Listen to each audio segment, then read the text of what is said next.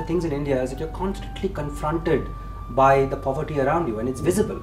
And there's something fundamentally inequitable. People need to take control of their destinies.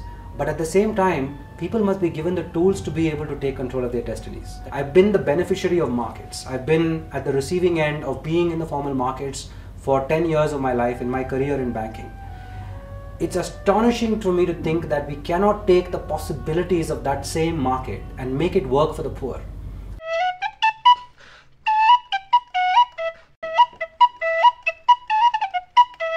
When you're taking the possibilities of the market and applying it into a sensitive sector like poverty alleviation, we must be careful that we are able to design institutions that can ensure that the positives of the market can be harnessed, but the challenges and the potential negatives of the market can be protected against.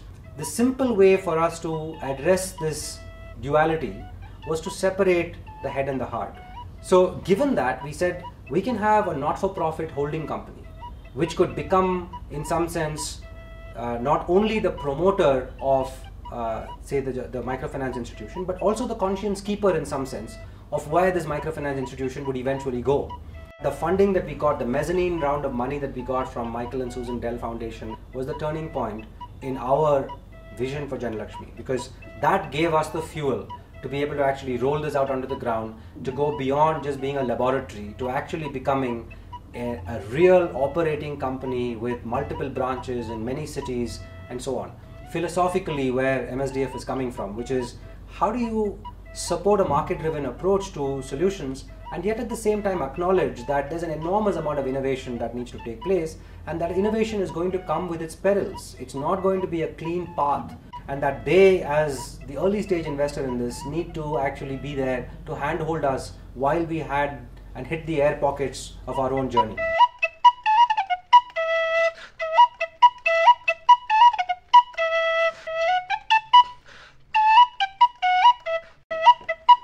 In urban areas, the urban poor, the people we were talking to, are exposed to a vibrant, buoyant urban informal economy. What they were looking for, though, from a financial services standpoint, was not just a single group loan of 10,000 rupees. What they actually needed was a range of financial services. They wanted the ability to say, how can I grow my micro enterprise? How can I smoothen out my cash flows? Because yes, I've got a good livelihood as a vegetable vendor, but every May I've got to put my children in school and I have this lumpy payment that I need to make for the school fees and the bag and the uniform and so on. How can I ensure that I get an insurance program? In fact, if I have surplus cash, how can I put it away in a safe place so that I can access that on a rainy day? What we needed was really a bank for the poor. And therefore, at the heart of this is to build an enterprise where the business processes are rock solid, and that means to have technology which can then enable the scalability of this proposition. We are one of the fastest growing microfinance institutions in the country. We are in 42 cities with 66 branches spread across 11 states with close to 500,000 customers.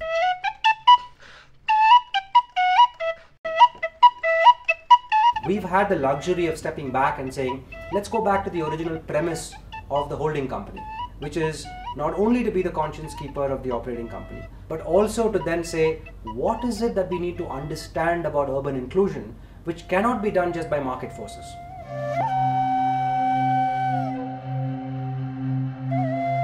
A core part of Janalakshmi Social Services focuses on what we call the client insights work, and hence we are trying to understand, what are the triggers that get them out of poverty, what is it that would regress them back into poverty.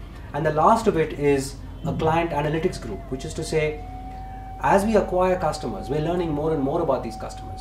For instance, one of the first learnings for us was that the bottom of the pyramid is not some monolithic group. There's actually a pyramid at the bottom of the pyramid. All of that came with, requires a significant amount of patient capital. And I think the foundation has played a critical role in that period.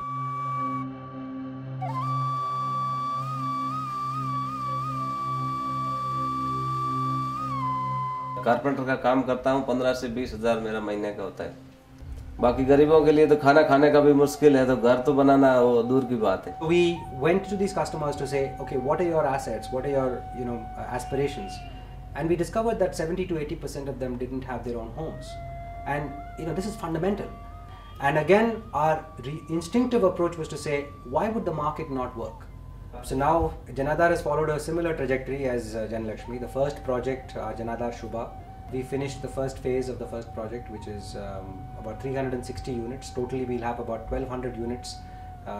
The first phase is 360 of 400 square feet, 1 bedroom, and it's just it's been delightful to see the translation of that idea into reality.